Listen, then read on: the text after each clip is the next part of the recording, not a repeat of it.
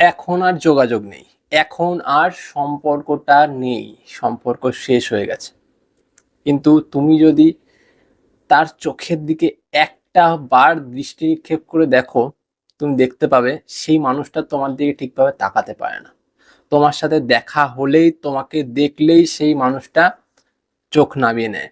সেই মানুষটার মুখে কোনো কথা থাকে না, ভাষা থাকে না, চুপ করে যায়। তুমি ভাবো সেই মানুষটা হয়তো বদলে গেছে, আদতে কি তাই সেটাই যে সেই মানুষটা বদলে গেছে? না, সেই মানুষটা অপরাধ বোধে ভুগছে। কেন? যেই মানুষটা তোমাকে ছেড়ে দিয়ে চলে গেছে, সেই মানুষটা যে কোনো কারণবশত ছেড়ে দিয়ে যেতে পারে। ছেড়ে দিয়ে যাওয়ার কোনো হিসাব থাকে না, কোনো ভাষা থাকে না।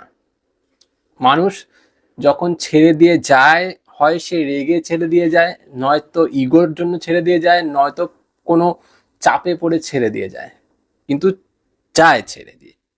তারপর তারপর কি? ছেড়ে দিয়ে তো গেল, সেই মানুষটা কি বুঝবে না যে আমি ছেড়ে দিয়ে গেলাম, কিন্তু আমি মন থেকে সেটা মানতে পারলাম না। তুমি নিজে খেয়াল করে দেখো, তুমি যদি কারো জন্য বা কারো বিষয়ে কোনো অপরাধ করে থাকো, তোমার মনে একবার হলেও নাড়া দেবে না যে আমি অপরাধটা করেছিলাম, আমি ওর ওর ক্ষেত্রে ভুলটা করে গেছি, বা আমি করে ফেলেছি ভুলটা, আমি সেটাকে শুধরাতে পারিনি। তোমার মনে নাড়া দেবে না? অবশ্যই নাড়া দেবে। তুমি বারবার সেটাকে ভাবতে বাধ্য, বারবার সেই বিষয়টাকে নিয়ে কোন্দল নিজের ভেতরেই করতে বাধ্য। ঠিক তেমনটাই ওর ক্ষেত্রেও হচ্ছে। আজ আমি এই পুরো বিষয়টা নিয়ে কথা বলবো, যা তোমাদের মনকে একটু শান্ত দেবে, তোমাদের পুরো চিন্তা ভাবনাটাকে পুরো গুলিয়ে রেখে দেবে আজকের ভিডিওটা। চলো ভিডিওটা স্টার্ট করা যাক। যদি মনকে শান্ত করার ইচ্ছা থাকে, ভিডিওটা পুরো দেখো। চলো স্টার্ট করছি। যদি মনে হয় আজকের ভিডিও ভালো লেগেছে, থ্যাংক ইউ ইউনিভার্স কথাটা অবশ্যই লিখে যেও, আর সাথে সাথে ভিডিও লাইক করে দিও, আর চ্যানেলটা সাবস্ক্রাইব করে দিও। চলো শুরু করা যাক। প্রথম পয়েন্ট, তার হয়তো সেই সময়টাতে মনে হয়েছিল যে তোমাকে ছেড়ে দেওয়াটাই তার সব থেকে সঠিক সিদ্ধান্ত। কিন্তু মানুষ বলে না যে যখন দাঁত থাকে তখন মানুষ দাঁতের মর্মটা বোঝে না, যখন দাঁতটা চলে যায় তখন সে বুঝতে পারবে দাঁত কি জিনিস। ঠিক তেমনটাই আজ সেই মানুষটা বুঝতে পারছে যে যেই মানুষটাকে সে ছেড়ে দিয়ে চলে গেছে, যেই মানুষটাকে সে ধোকা দিয়ে চলে গেছে, যেই মানুষটাকে সে কষ্ট দিয়ে চলে গেছে, সেই মানুষটা তার জন্য কতটা গুরুত্বপূর্ণ ছিল, সেই মানুষটা তার কাছে কতটা বড় ভালোবাসার জায়গা ছিল, কতটা স্বস্তির জায়গা ছিল, সেই ভালোবাসাটা কতটা নিরাপদ ছিল, আজ সে বুঝতে পারছে। কেন বুঝতে পারছে? কারণ তুমি নেই, তুমি ওর জীবনে নেই। কিন্তু দেখো আজও যখন সেই মানুষটা তোমার দিকে তাকায়, যখনই তোমার সাথে দেখা হয়, বা যখনই সেই মানুষটা তোমাকে কোনো সোশ্যাল মিডিয়া নেটওয়ার্কে দেখে ফেলে, নিজেকে কিন্তু ধরে রাখতে পারে না। সেই মানুষটা কিন্তু অপরাধ বোধে ভোগে। তুমি একটা জিনিস খেয়াল করে দেখবে, তুমি যখন তার সামনে থেকে যাবে, তার সাথে চোখাচোখি হবে, তার সাথে দেখা হবে, তুমি এটা লক্ষ্য করে দেখবে তার চোখ তোমার দিকে তাকাতে পারছে না। কেন তাকাতে পারছে না? কি কারণ? সেই তো ছেড়ে দিয়ে চলে গেছিল, সেই তো তোমার সাথে অপরাধটা করেছিল, আর সেই অপরাধ বোধটাই কিন্তু তাকে তাড়া করে নিয়ে বেড়াচ্ছে। সেই অপরাধ বোধটাই কিন্তু সেই মানুষটাকে পাগল করে দিচ্ছে। সেই অপরাধ বোধের জন্যই কিন্তু তার রাতের ঘুম হারিয়েছে, আর এই রাতের ঘুম হারানোর ফলেই কিন্তু সেই মানুষটা বারবার তোমাকে মনে করছে। আর এই মনে করার ফলেই কিন্তু তোমার মনের ভেতরেও কিছু অনুভূতি হচ্ছে, রাতে হোক দিনে হোক, দেখবে তোমার মুড সুইং হচ্ছে, তোমার কষ্ট হচ্ছে, দুঃখ হচ্ছে। কেন হচ্ছে এগুলো? সেই মানুষটাকে নিয়ে কেন হচ্ছে? কারণ সেই মানুষটা তোমায় মনে করছে, সেই মানুষটা তোমায় না পেয়ে, তোমাকে না পাওয়ার কষ্টতে ভুগছে, দুঃখ পাচ্ছে।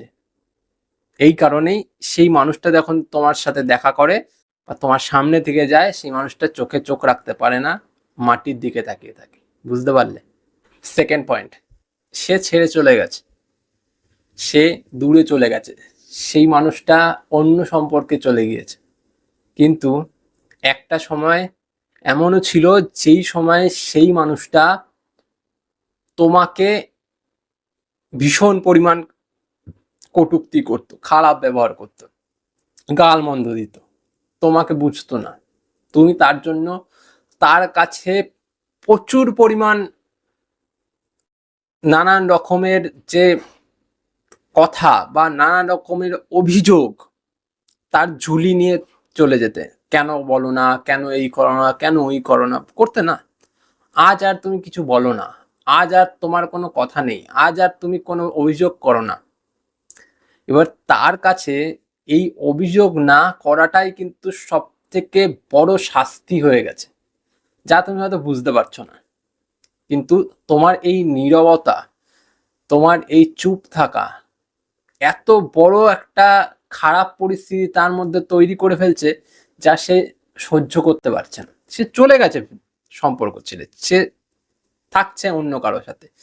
তোমার মনে হচ্ছে আহা হা কি সুন্দর না আছে সে, কিন্তু আদতে সেই মানুষটা কি সুন্দর আছে, সে ভালো আছে, সে খুশি আছে? নেই। কি করে থাকবে?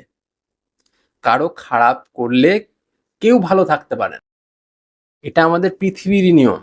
আজ আমি তোমার খারাপ করে দিয়ে চলে যাব, কিন্তু 5 বছর পর হলেও আমাকে সেই শাস্তিটা ভোগ করতেই হবে, এটা পৃথিবীরই নিয়ম। তাই সেই মানুষটা তোমার সাথে খারাপ করেছে, তোমাকে ছেড়ে দিয়ে চলে গেছে, তোমার তো কোনো দোষ ছিল না। তোমার কি কোনো দোষ ছিল? তুমি তো মন থেকে ভালোবেসেছিলে, তার জন্য সবটুকু করেছিলে। তোমার যা ছিল, যতটুকু ছিল ততটুকু দিয়ে তুমি তাকে আঁকড়ে ধরে রাখার চেষ্টা করেছিলে, কিন্তু সে থাকেনি। ইগোর কারণবশত, ফ্যামিলির চাপ সত্ত্বেও সে চলে গেছে ছেড়ে দিয়ে, বা যাই কারণ হোক, অন্য কোনো নারী বা পুরুষে আসক্ত হয়ে গিয়েছিল, চলে গেছে। কিন্তু আজ সে বুঝতে পারছে যে সে কতটা বড় একটা জিনিসকে হারিয়েছে, সে কতটা বড় একটা এনার্জিকে হারিয়েছে, যা সে উপলব্ধি তখন করতে পারেনি, আজ করতে পারছে। That's it. সেই মানুষটার এই অবস্থাটাই দরকার ছিল, তুমি নিজে বুঝতে পারবে, তুমি লক্ষ্য করো। থার্ড পয়েন্ট, দেখো বন্ধুরা, যেই মানুষটা তোমাকে ছেড়ে দিয়ে চলে গেছে, ছেড়ে যাওয়ার অনেক কারণ থাকতে পারে, যেমন family pressure etcetera, third person, অন্য কাউকে পছন্দ হয়ে যাওয়া, একঘেয়েমি, নানান কারণে চলে যেতে পারে। ধরে নিলাম সে থার্ড পার্সনের কারণে চলে গেছে, তাকে পছন্দ হয়ে গিয়েছিল, একটা টান অনুভব হয়েছিল, চলে গেছে। কিন্তু যাওয়ার পরেও কিন্তু আজও সেই মানুষটা সেই থার্ড পার্সনের সাথে থাকতে পারছে না। খেয়াল করে দেখবে, তাদের মধ্যে হয়তো ঝগড়া অশান্তি চলছে, সেই মানুষটা হয়তো সারা রাত অনলাইন থাকছে, সেই মানুষটা হয়তো সারা রাত অ্যাক্টিভ রয়েছে। তোমার মনে হতে পারে যে সে খুব ভালো আছে, সে সারা রাতই গল্প করছে। একটা বিষয় ভেবে দেখো, যেই মানুষটা সারা রাত অনলাইন আছে, সেই মানুষটা কি করে ভালো থাকতে পারে? যে অনলাইন থাকবে তার তো ওই দিক থেকে একটা প্রেশার আসবে, তুমি কেন অনলাইন থাকো, তাই না? ও অনলাইন আছে, তার একটা বড় কারণ সেই মানুষটা সেই থার্ড পার্সনের সাথে ভালো নেই, না থাকার কারণে তাকে অনলাইন থাকতে হচ্ছে। তার ভেতরকার কষ্ট, ভেতরকার দুঃখ চাপা দেওয়ার জন্য একটা জায়গা লাগবে তো। সেই মানুষটা মেন ব্যাপার হলো তোমার মতন করেই কাউকে খুঁজছে, কিন্তু পাচ্ছে না। কারণ এই অনুভূতি, এই শরীরের ভাষা, এই এনার্জি, এই হৃদয়ের ভালোবাসা, এই আনন্দ আর কোথাও পাবে না। পাওয়া যাবে, তুমি একটা আলাদা ইন্ডিভিজুয়াল পার্সন, তোমার মধ্যে একটা আলাদা মিষ্টত্ব আছে, আলাদা গুণ আছে, আলাদা সবকিছু আছে, যা সে অন্য কারো কাছে কোনোদিনও পাবে না, পাওয়া সম্ভব না। তুমি পাবে, তুমি চেষ্টা করলে পাবে। যে আমি চেষ্টা করি আমি আর একজনকে সেম টু সেম দাঁড় করিয়ে দেবো, পসিবলই না। তুমি যেমন ওর জন্য পাগল হচ্ছ, ওর জন্য কষ্ট পাচ্ছ, ওর জন্য দুঃখ পাচ্ছ, ঠিক তেমনই ও তোমার জন্য দুঃখ পাচ্ছে, কষ্ট পাচ্ছে, বেদনা চটপট করছে। কারণ কি, সেই ইন্ডিভিজুয়াল পার্সন বা একটা ইন্ডিভিজুয়াল এনার্জি, সেই এনার্জিটাকে কোথায় আমি কানেক্ট করব, কি করে আমি আলাদা করব, কি করে আমি সেই মানুষটাকে আবার খুঁজে আনবো, যেই মানুষটা আমার থেকে হারিয়ে গেছে, সেই পার্টিকুলার মানুষটা ছাড়া পসিবল না তো। ওই কারণটাতেই সেই মানুষটা ভালো থাকতে পারছে না, ওই কারণটার জন্যই সেই মানুষটা ঘুমোতে পারছে না। ও সারা রাত দেখবে না ঘুমিয়ে কাটিয়ে দিয়েছে। তুমি ওকে দেখলেই বুঝতে পারবে যে ওর চোখে কালি পড়ে গেছে, ওর চোখে ঘুম নেই, তোমাকে দেখলেই কিছু একটা বলতে চায়, তোমাকে দেখলেই থমকে দাঁড়িয়ে যায়। কেন দাঁড়ায়? যেই মানুষটা তোমাকে ভালোবাসবে না, যেই মানুষটা হয়তো অন্য কাউকে বিয়ে করে নিয়েছে, তোমাকে দেখলে দাঁড়িয়ে যাবে কেন? কি কারণ? কোনো কারণ তো থাকে না। কিন্তু না বলাও অনেক কারণ থাকে, যার জন্য তাকে আজকেও দিনেও দাঁড়াতে হয়। আজকের দিনেও তোমাকে দেখেও চুপ থাকতে পারে না, কিছু বলতে চায়, কিন্তু বলার মতন সাহস তার নেই। বুঝতে পারলে? ফোর্থ পয়েন্ট আর লাস্ট পয়েন্ট, দেখো তুমি ভাবছো যে সেই মানুষটা আমার কাছে আসে, সেই মানুষটা আমার সাথে দেখা করে, সেই মানুষটা সামনে এসে কিন্তু কথা বলতে পারে না, সে তো কিছু বলে না, সে তো চুপ করে থাকে, সে তো দাঁড়িয়ে থাকে। এই যে দাঁড়িয়ে থাকা, চুপ করে থাকা, কেন? এটা অপরাধ বোধ। যেই মানুষটা তোমাকে ব্যথা দিয়েছে, যেই মানুষটা তোমাকে কষ্ট দিয়েছে, যেই মানুষটা ছেড়ে দিয়ে চলে গেছে, সেই মানুষটার মধ্যে অপরাধ বোধ হবে না? যদি সেই মানুষটা তোমার থেকে বেটার কাউকে না পায়, যদি তোমার থেকে সে ভালো কাউকে না পেয়ে খুশি থাকে, তার তো অপরাধ বোধ হওয়ারই কথা, কষ্ট তার পাওয়ারই কথা, দুঃখ তার হওয়ারই কথা। কারণ সে তোমাকে হারিয়েছে, এমন একটা পার্সনকে হারিয়েছে যেই পার্সনটাকে দ্বিতীয়বার পাওয়াই সম্ভব না। তুমি তাকে এত পরিমাণ ভালোবাসা দিয়েছো, যেই ভালোবাসা তার কোনোদিনও আর পাওয়া হবে না। যেই রকম ভাবে তোমাকে পেয়েছিল, সেই রকম ভাবে অন্য কাউকে তার পাওয়াই হবে না। যেমন ভাবে তোমার সাথে সে মিলে গেছিল, সে অন্য কারোর সাথে সেরকম ভাবে মিলতেই পারবে না।